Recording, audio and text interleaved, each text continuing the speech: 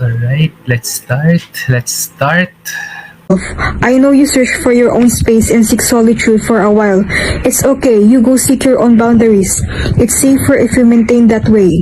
However, we should also provide our own space with a little socialization from people we care. You are also a human, not an island. Bakit nga ba kailangan nating maintindihan kung ano ang mental illness? Feeling ko naman okay ako. Feeling ko naman masaya ako. Depression is a mental illness. It's not an emotion. So depression. These are the things na very common to the people who are experiencing depression. They have trauma. No? They are experiencing anxiety. They are experiencing yung stress, yung tension, yung overthinking. Coach Ree, ano ba ang suicide? Kasi baka sabihin natin, ay iniisip ko po magpakamatay, suicide na ba yun? No, it's not suicide po. Ang tawag po doon ay suicide ideation. No? When you are having the thoughts na mamatay or when you are having the thoughts na gusto mo nang mawala sa mundong ibabaw, ang tawag po doon ay suicide ideation. Suicide attempt naman po if you are trying to commit to end your own life. Ito yung pangalawa sa pinaka-common na mental illness or mental challenges na nakikita natin to our surroundings. No, this is a common false information na halos lahat ng tao, ito yung iniisip, or halos lahat ng tao na walang alam sa mental illness, ito yung iniisip nila, na people with bipolar disorder are just moody. Dito naman po, pinapakita in dalawang uri ng bipolar or two types of bipolar.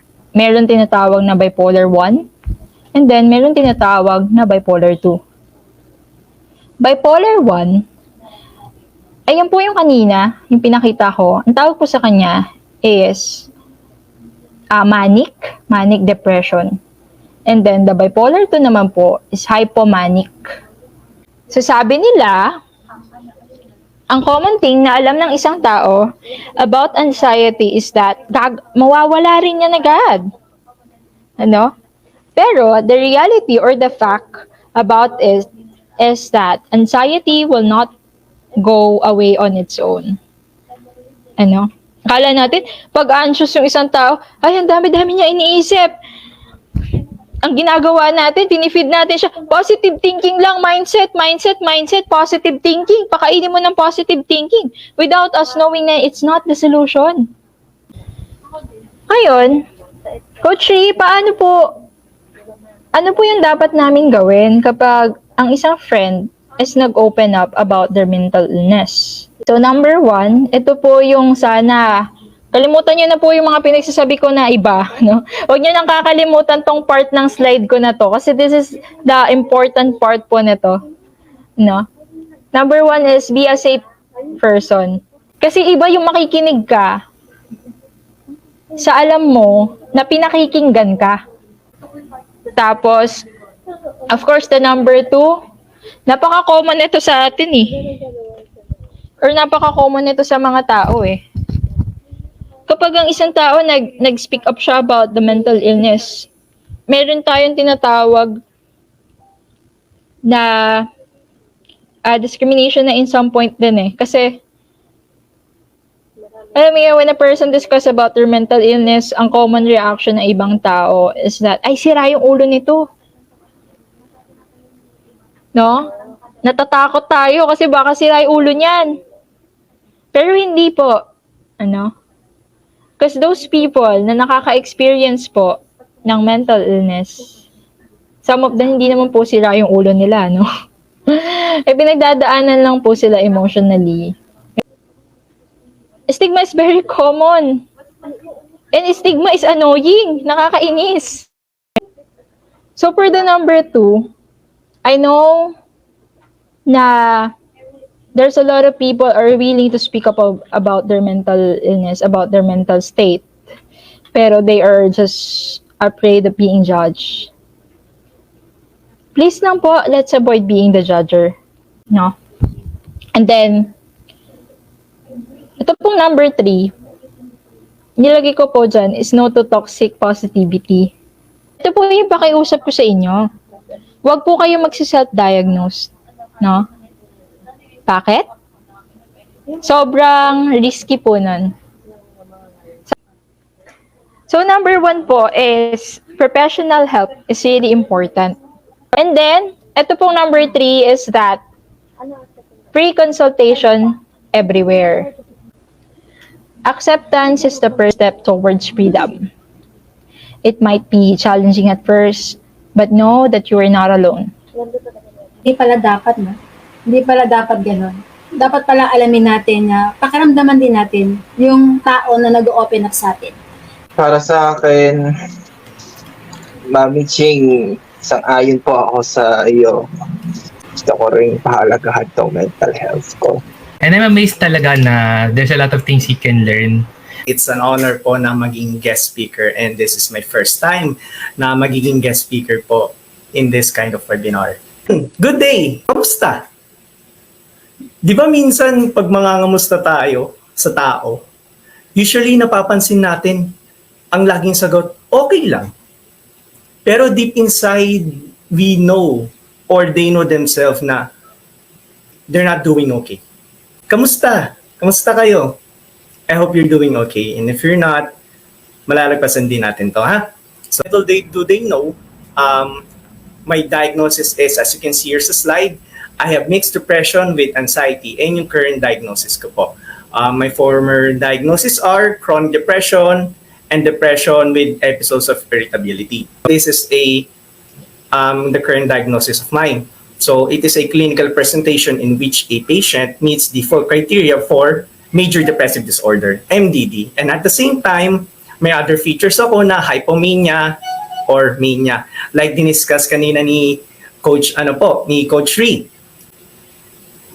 So ito naman, yung isa ko din diagnosis is yung anxiety. So anxiety refers to anticipation of a future concern, or as per my former coworker na si Sir Ambi Transmano, tawag niya is fear of the unknown, and is more associated with muscle tension and avoidance behavior. Fear is an emotional response to an immediate threat and is more associated with a fight or flight reaction, either staying to fight or leaving to escape danger.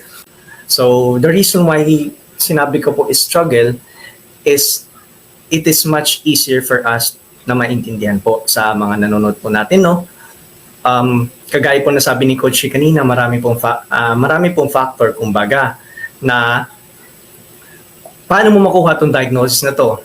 Whether it is hereditary, whether it is childhood traumas, whether it is struggles mo, whether in academics, in work, etc., either family problems, or ang dami. There's so many things that comes into factor, kumbaga, on how you will get your diagnosis. Everything that happened in my past leads to a certain situation to where I am now. So, ayun po. Before ko continue, everything na sinasabi ko po sa inyo is wala po tong script. Gusto ko po talaga kasi na manggaling mismo sa puso. Sa puso ko po na isang psychiatric patient kung ano talaga po pinagdadaanan ko. You do not take that na ayan na talaga, ganyan yung pagkatao mo. It is a shortcoming for them. It doesn't define who we are as a person. Kasi tawag doon, lahat naman tayo nagkakamali, di ba? Ayan, like I said before, I have made a lot of mistakes in the past. So ayun, that mistake doesn't define who you are. As long as you move forward from that mistake. Kasi nga, lahat tayo, kaano man estado mo sa buhay, nagkakamali ka. As long as you move forward from your mistakes and you always try to be better. No one, and I mean no one, is not,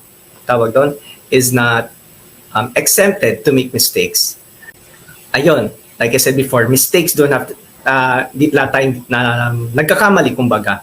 Ayun nga po, kagaya na sabi ko, mistakes don't have to define us, di ba?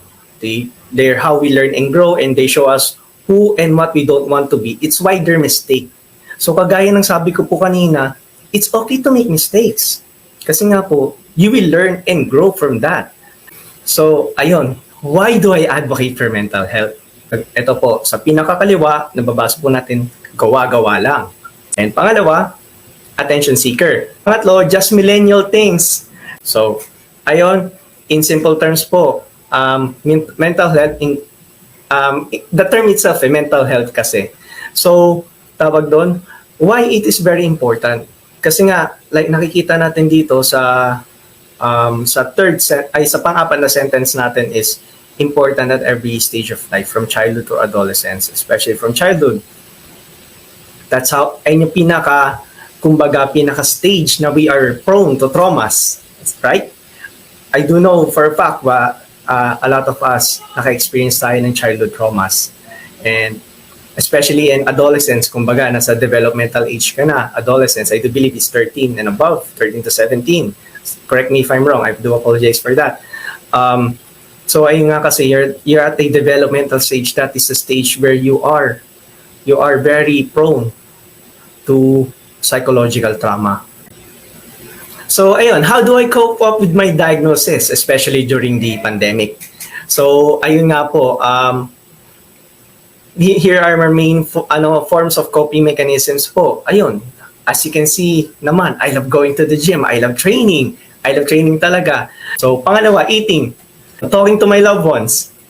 Ayan, talking to my loved ones, my family, my best friend, my girlfriend. Ayun po, talking to my loved ones. Kasi nga, tawag doon, may tiwala ka po sa kanila na mag-open up ka. Here's the thing kasi, hindi lahat ng tao talaga maintindihan ka po. Ayun, so how do we take care of our mental health? So, and the first one is talk about your feelings. Yan. Pangalawa, keep active. 3, eat well. Yun. Kagaya ng pangapat natin, drink sensibly. 5, keep in touch.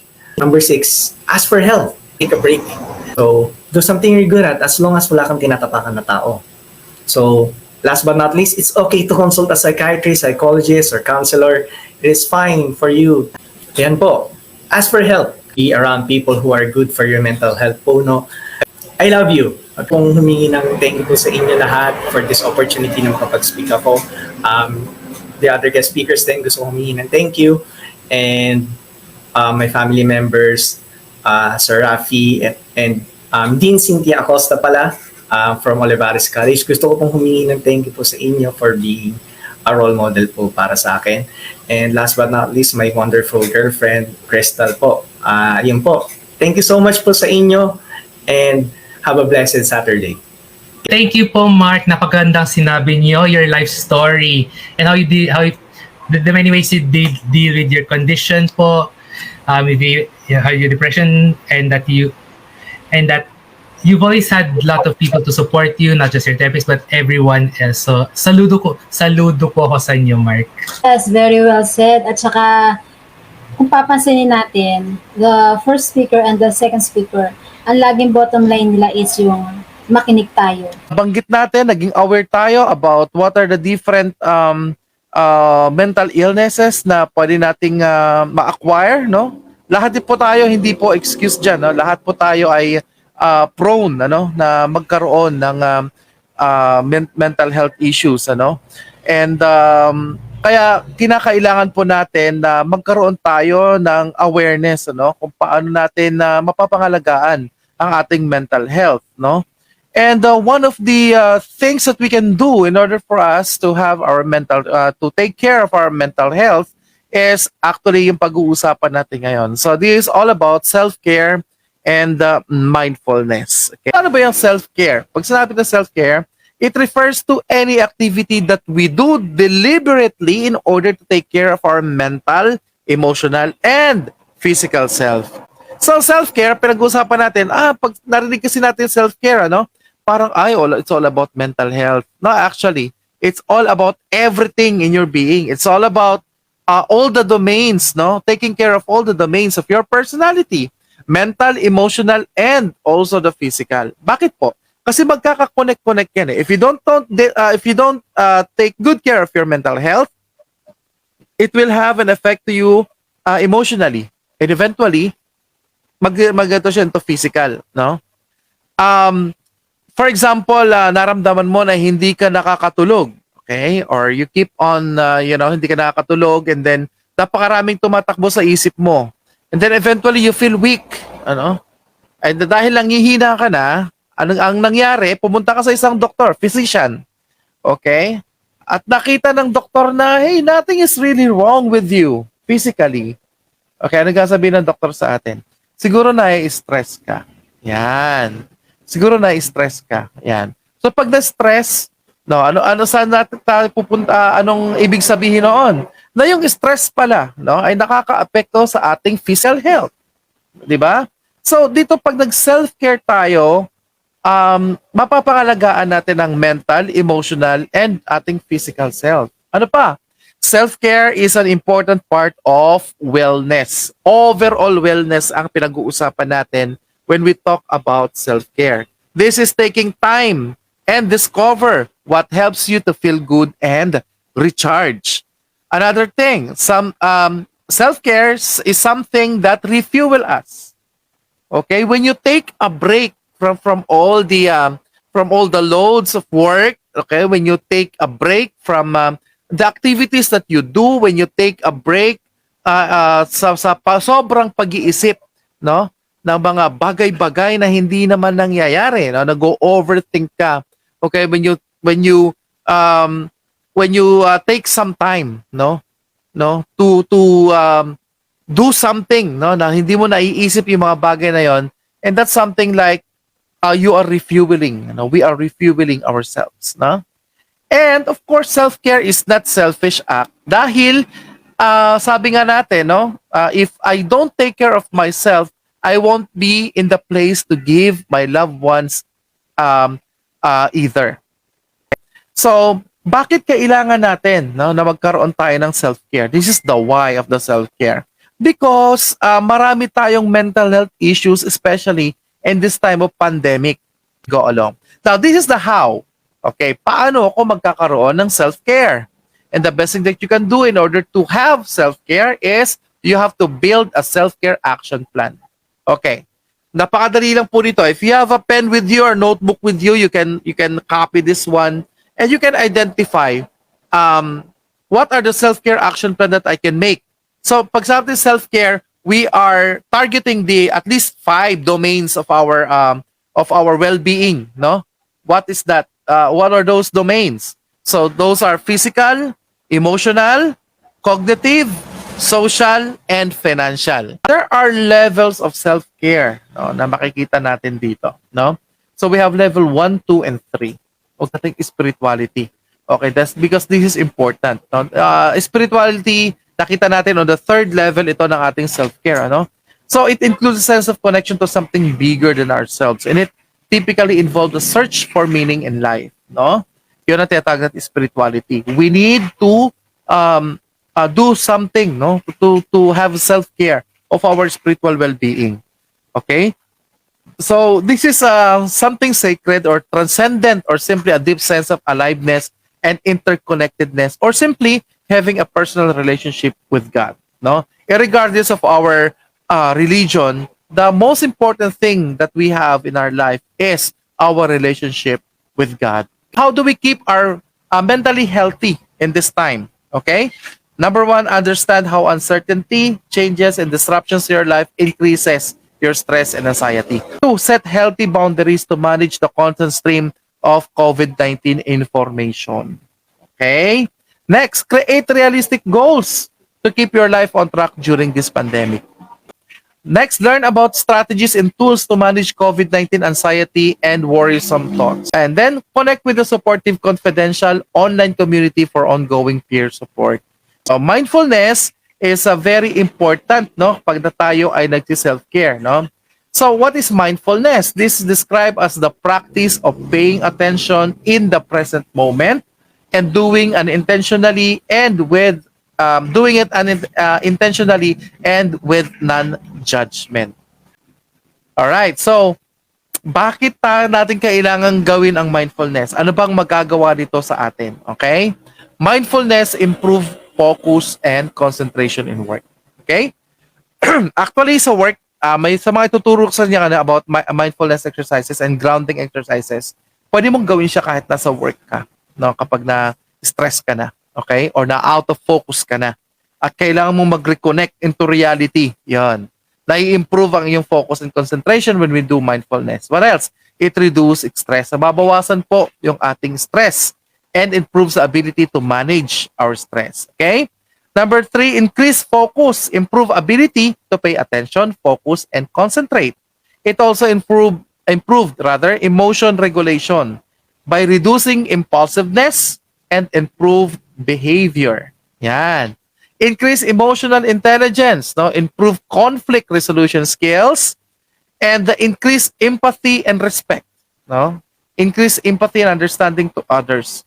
And also, increase capacity to overcome challenges, no? Nag-i-increase ang ating resilience. And nai-improve ang ating physical well-being, no?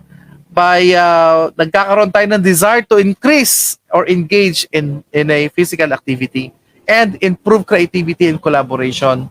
It helps to improve expression of creative arts. Those are the things why we have to do mindfulness, dahil nakakatulong ito in the total well-being natin, ano? Not just mental, pero yung buong well-being na sinasabi natin, yung in-identify natin na 5 kanina, okay? No? Na magagawa nyo sila, no, para sa inyong self-care, no, yung mindfulness exercises na yan. Okay, in application na gagawin natin today as we end, make your own self-care plan. Kailan mo pwedeng gawin yung mga self-care na ginawa natin? Okay, yung na-identify mo. Okay, next, format, presentation, and components are all depends on you. Ito naman po ang aking mga daily reminder po sa bawat isa. Okay, in order for us, no, na magkaroon ng healthy well-being and healthy mental health condition, ayan, celebrate the small wins. So, I got this slide from the Cebuana Luwilier Happiest Pinoy, no? Okay, celebrate the small wins. Okay? Kahit gaano pa kaliit yan, be grateful, no? Maging grateful tayo. Celebrate natin. Would it be nakagawa ka ng isang accomplishment in an office? Kahit hindi mo nagawa lahat, pero nagawa mo yung maliit na accomplishment, no? Matuwa ka, no? Mas mag-celebrate tayo. Small wins natin yon, accomplishment pa rin yon. Sabi nga ni Joshua, ni Mark kanina, progress pa rin yon, no? Kahit gaano kaliit. So, that deserves a celebration. Okay? Next, learn to rest but not to quit. Okay? Iba po ang resting from quitting. Quitting is that wala ka ng plano na mag-move ulit. But resting as nag-recharge ka lang, but you will continue. Okay? So magkaiba po 'yon, ano? Do not feel guilty of resting. Yan ang mahirap minsan sa iba o sa atin na parang nagigilty tayo kapag tayo nagpapahinga. 'Di ba? But do not feel guilty because we need it. Okay? Next, in order for us na hindi tayo mag-overthink, okay? O mag-trigger ang ating anxiety, let go of what you cannot control. The problem is, kaya tayo nag-overthink is that we keep on dwelling on the things that is out of our control. Di ba? Yan ang problema natin. So, let go of those things that we cannot control. No? Minsan, ito nga, no? Kanina nawala ng power, no? At makikita mo sa Facebook, nagagalit naman yung mga netizen. Sinisisi na naman yung Meralco or Penelco for that matter, sinisisi natin, no? Mahal-mahal yung magbayad pero hindi kayo nagsasabi, wala ng power, no? But what we don't understand is what is behind that. Maybe hindi rin naman nila gusto yon. That is also out of their control, and we should understand that there are things that is beyond our control and we have to let go of that. And instead, we can control of the things that we can control. Ano yung bagay na yon? You can control your emotions. No? You can choose your reactions. Okay? Yun pwede makontrol. Pero yung situations, may mga situations talaga na hindi natin siya makokontrol. So we need to let go of that. Okay? Strive for progress, not perfection. Okay? Do not strive to be perfect. Nobody is perfect. No? Everyone is making mistakes. We are prone to make mistakes, but we are also prone to learn from our mistakes. No? So strive for progress. Kahit gaano kaliit yan, still that is progress. Alright? Next, always, it always gets better. Always remind yourself that, hey, everything will get better. Okay? everything will be all right. This too shall pass. Okay, mga ganun, no?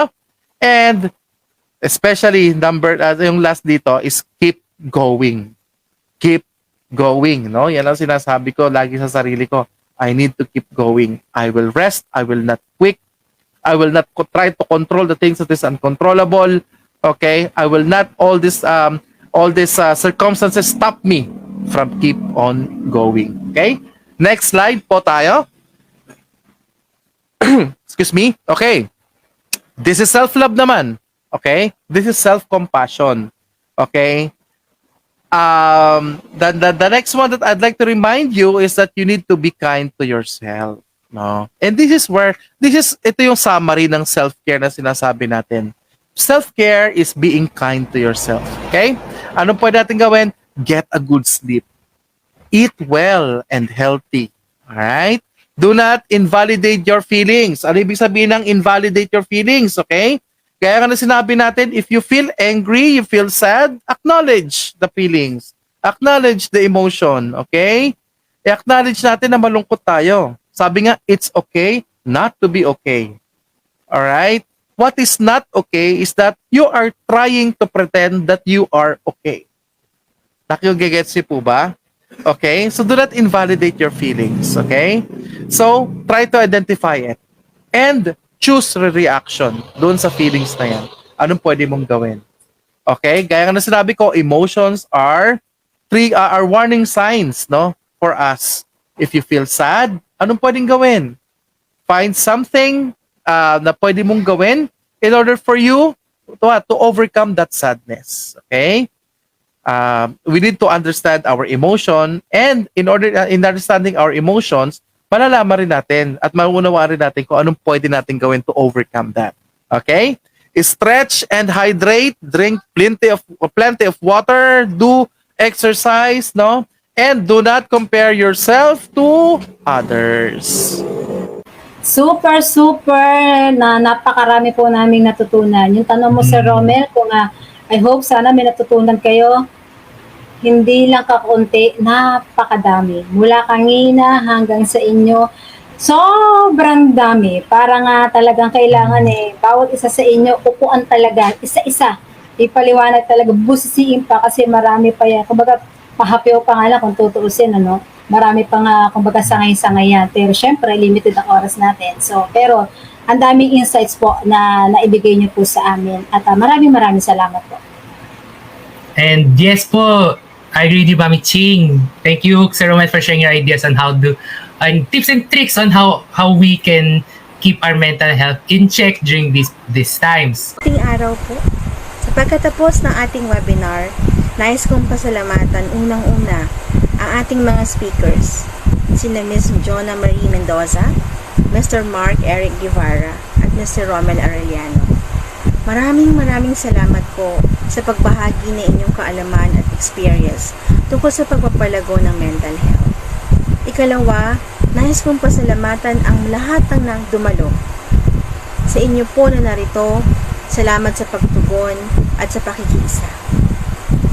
Nais ko ring pasalamatan ang bumubuo ng Hands in Inclusion Philippines sa pangunguna ni Sir Roylan Marlang, sa aking co-manager na si Ed Sangga, at sa lahat ng mga nag-volunteer at tumulong para maitaguyod at mapagtagumpayan ng gawain ito.